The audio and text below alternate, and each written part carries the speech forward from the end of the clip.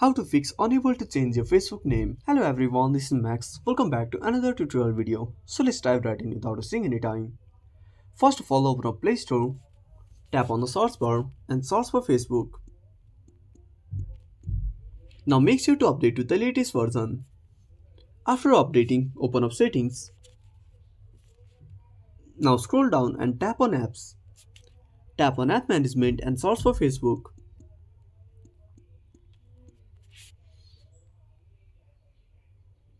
Now click on Force Stop, go to Storage Usage and tap on Clear Cache. Now restart Facebook. Now try changing your Facebook name once again.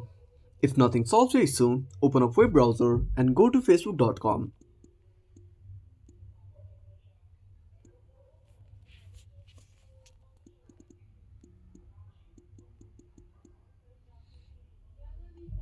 Now log in into your account and try changing your name from the web browser of Facebook.